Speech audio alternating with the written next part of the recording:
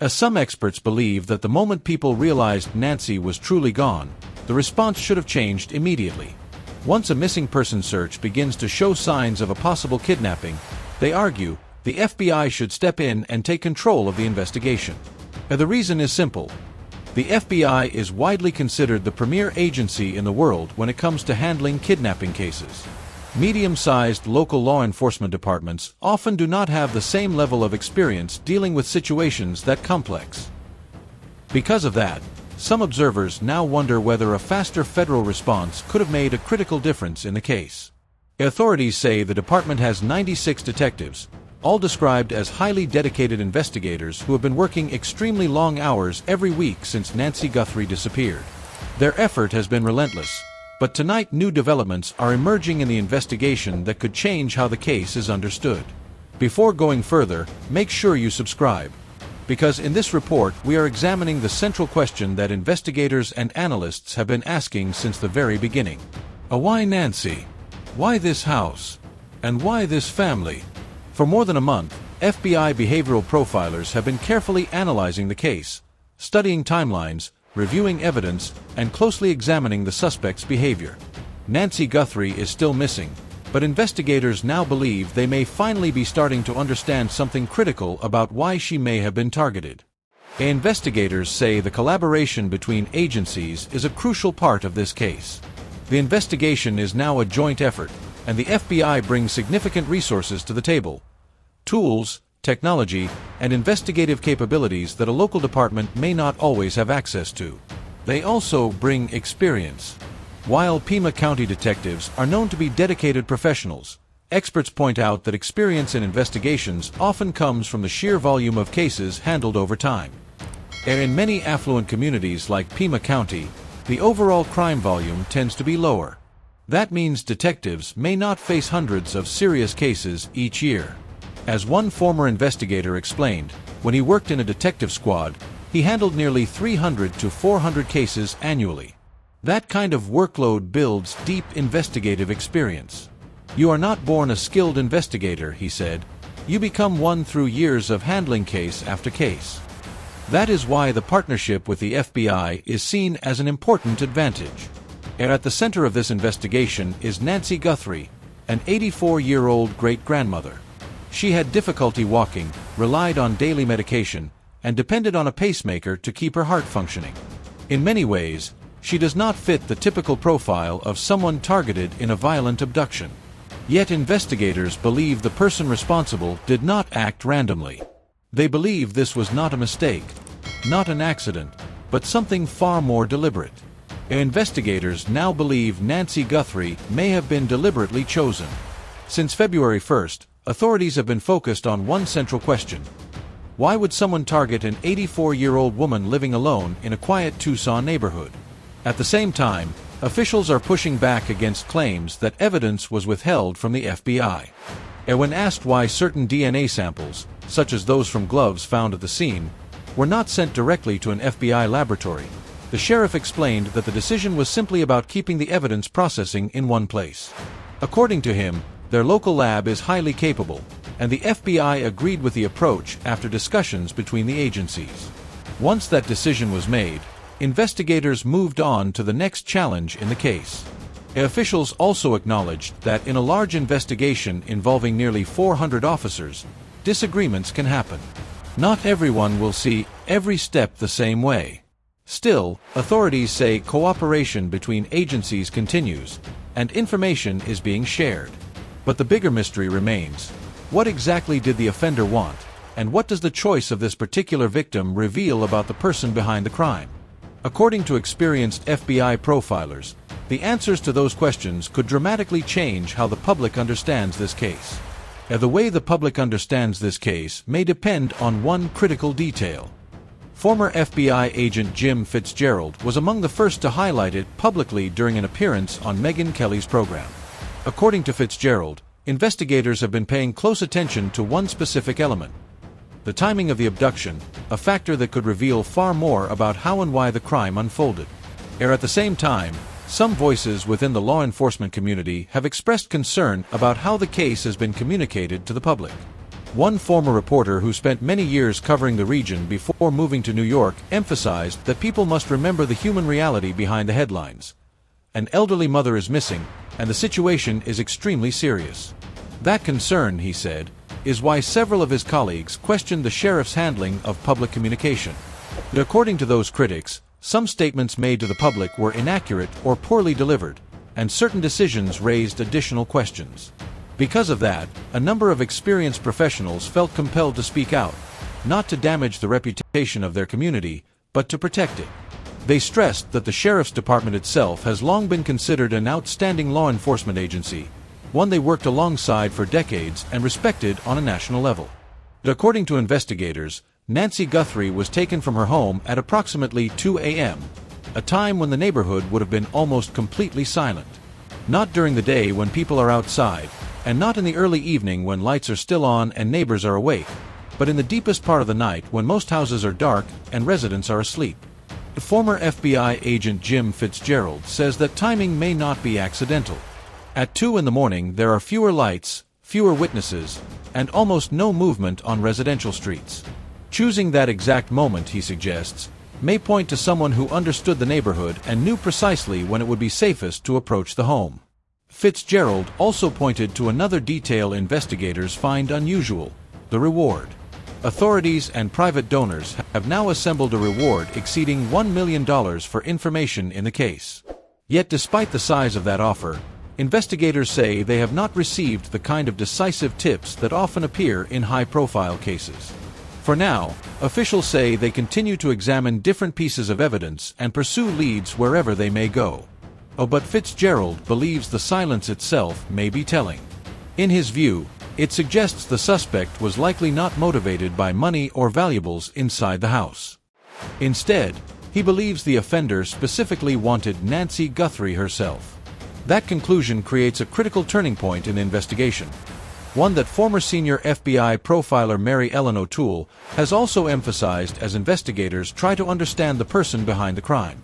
Former FBI behavioral expert Mary Ellen O'Toole, who once led the FBI's Behavioral Analysis Unit and now teaches forensic science at George Mason University, says investigators must consider two very different possibilities in the disappearance of Nancy Guthrie. Each possibility points to a completely different motive and a completely different type of offender. The first possibility is that Nancy was targeted because of who she is, the mother of well-known journalist Savannah Guthrie. If that scenario is correct, the motive may be connected directly to Savannah herself. The second possibility is far more personal and situational, that Nancy was chosen simply because of her circumstances. An elderly woman living alone with limited mobility, someone a predator might view as vulnerable. According to O'Toole, investigators cannot afford to commit to one theory too early. Focusing too narrowly on a single explanation could cause critical evidence to be overlooked. That is why both paths remain open as the investigation continues. And meanwhile, new attention has turned to physical evidence discovered near Nancy's home. In Tucson, investigators have been examining a glove found a few miles away, along with several other items that have been publicly discussed. Authorities confirm that these items have undergone testing, and DNA evidence has been established from some of them as analysts continue working to determine whether it could be connected to the person responsible. Investigators say the DNA profile recovered from the evidence has been compared with a massive national database containing profiles from individuals across the country who have been arrested, charged, or convicted of crimes. Because laws differ from state to state, not everyone taken into custody is required to provide DNA, but the database remains one of the most powerful investigative tools available. If the unknown DNA belongs to someone with a criminal history already recorded in the system, authorities could potentially identify the individual responsible. But another crucial question remains unanswered. Does that DNA actually connect to the Guthrie case? For now, investigators are working carefully to determine whether the genetic evidence truly belongs to the person involved. Behind the scenes, hundreds of investigators are pursuing multiple investigative paths at the same time. One of those efforts includes canvassing gun stores throughout the area. Authorities say the suspect captured on the doorbell camera appeared to carry a weapon and wore a holster with several distinctive features. Detectives are now trying to trace where that holster may have been purchased and whether it could lead them closer to identifying the suspect. Meanwhile, former FBI agent and CIA officer Tracy Walder has publicly shared her perspective on the investigation. After reviewing the known details, Walder says she does not believe the evidence supports the theory that the incident was simply a burglary that spiraled out of control. Instead, she suggests the circumstances surrounding the case may point to something far more deliberate, raising new questions about motive and leaving investigators searching for answers that could change the direction of the entire case. Rather than viewing the incident as a random crime, former FBI agent and CIA officer Tracy Walder points to something far more calculated. In her assessment, the suspect's behavior suggested planning and precision. The individual appeared to know exactly when to approach the home, moving in a way that avoided attention and minimized the chance of being noticed. For Walder, that level of control raises a troubling possibility that the crime may not have been random at all, but instead connected to someone who held a personal grievance or even an unhealthy fixation on Savannah Guthrie and her public life. If that theory holds true, the motive could have been indirect but deeply personal. Walder suggests that someone obsessed with Savannah's visibility in the national spotlight might have viewed Nancy Guthrie as a way to inflict emotional harm on her daughter. At the same time, Walder admitted she hesitated before discussing this possibility publicly. She emphasized that raising such a theory is not meant to suggest that Savannah bears any responsibility. Still, given Savannah's prominence as a well-known television figure, Walder believes investigators cannot ignore the possibility that her public profile may have played a role in the motive. Yet another former investigator, ex-FBI Special Agent Greg Rogers, has also voiced doubts about the idea that the crime was simply a robbery that spiraled out of control. Rogers explains that most crimes of opportunity happen quickly, with little preparation and even less precision. What investigators are seeing in this case, however, appears far more deliberate, suggesting that whoever carried out the act may have planned it long before the moment it happened.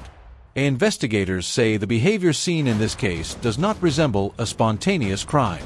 Former FBI agent Greg Rogers explains that targeted kidnappings usually involve careful preparation, often including surveillance and prior knowledge of the victim's daily routine.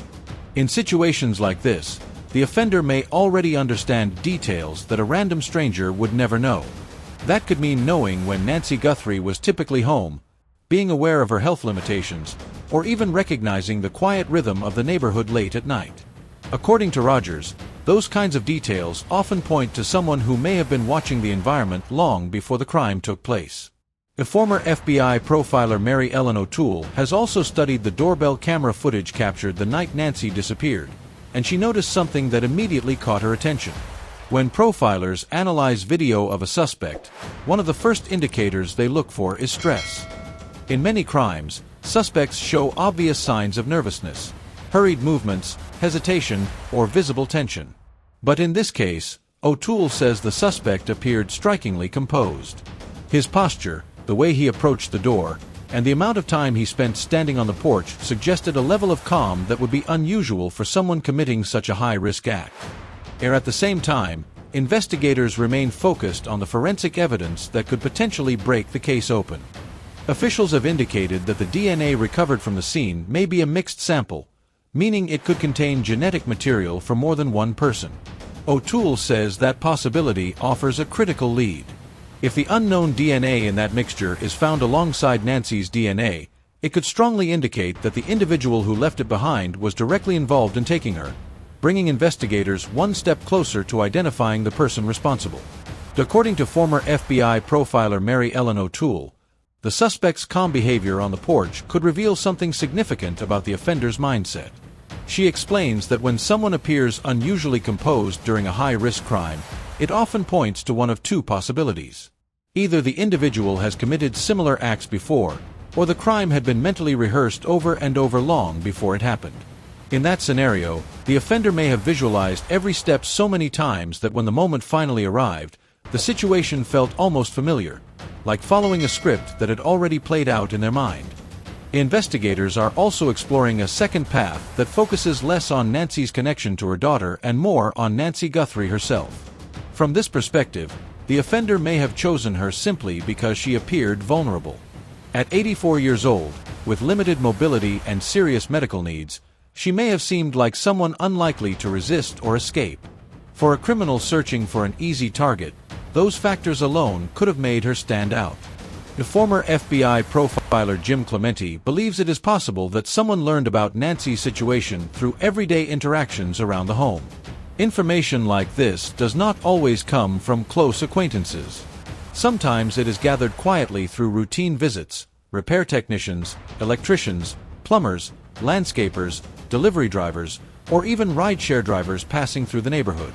Any of them might notice who lives in a house, whether that person appears to be elderly, and whether they seem to live alone.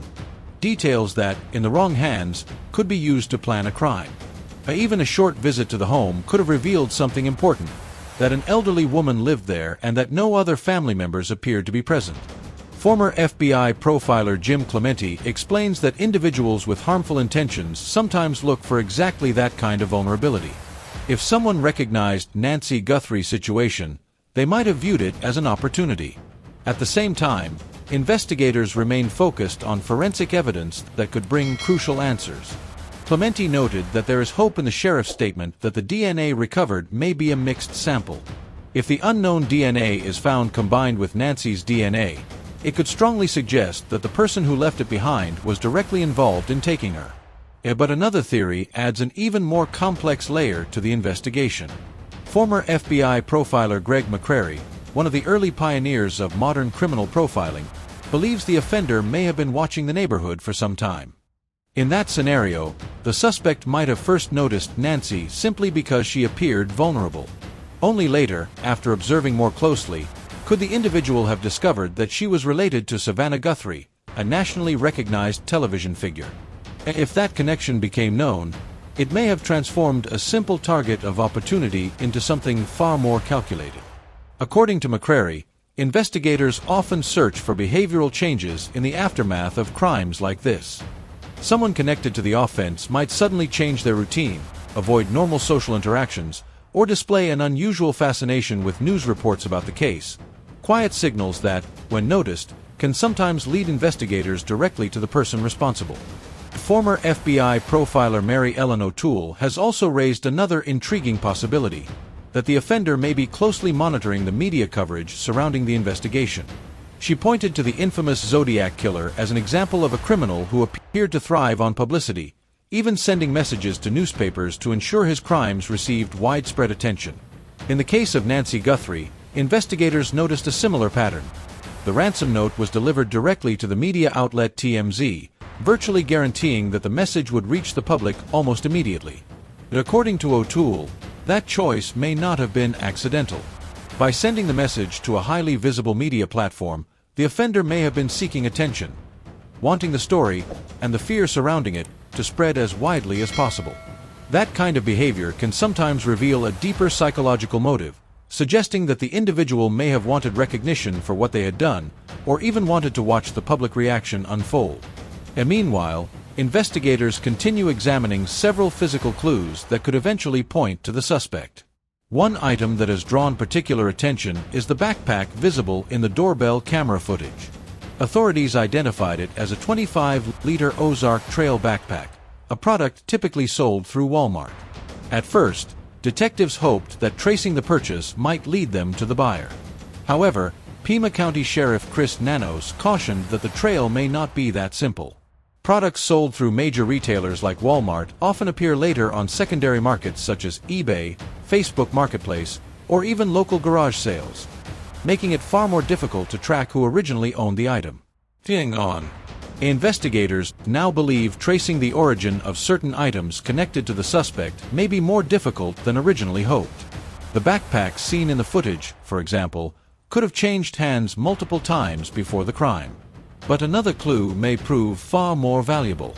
Former FBI profiler Jim Clementi noted that although the suspect attempted to hide most of his face, he did not completely cover his mouth. That small detail could be critical.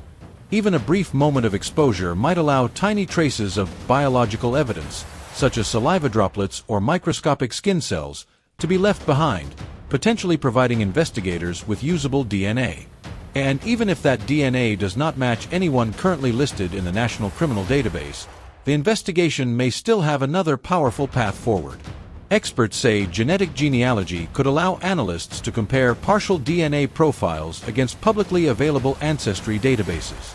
From there, investigators can identify distant relatives and slowly reconstruct family trees, narrowing the search generation by generation until a single possible suspect emerges. This groundbreaking technique is the same approach that eventually led authorities to identify the Golden State Killer decades after his crimes had gone cold. Detectives are also carefully studying the doorbell camera footage for any physical features that might help identify the suspect. At one moment, when the individual's clothing shifts slightly, Jim Clemente believes a marking on the person's skin briefly becomes visible. If that marking is indeed a tattoo, it could become one of the most recognizable identifiers investigators have, potentially providing a detail that someone, somewhere, might recognize. Investigators say the possible tattoo seen in the footage could become one of the most valuable clues in the case. Tattoos often carry distinctive patterns that can reveal surprising information, sometimes pointing to a specific region, a social group, or even the signature style of a particular tattoo artist. Because of that, analysts are now examining the doorbell footage frame by frame, hoping to determine whether the marking is clear enough to identify. If they can isolate the design, it may significantly narrow the pool of potential suspects. After weeks of careful analysis by investigators and behavioral profilers, one conclusion is beginning to take shape. Evidence increasingly suggests that Nancy Guthrie was not selected at random. Instead, the person responsible may have spent time observing her environment and quietly learning about her daily life. Details such as her living situation, her health limitations, and the quiet rhythms of the neighborhood may all have played a role. Investigators now believe the offender may have waited for the precise moment when the area would be at its most silent, late enough that few people would be awake and the chances of being noticed would be minimal. If that theory proves correct, it would mean the crime was not impulsive, but carefully timed by someone who had already studied the situation and understood exactly when the opportunity would present itself.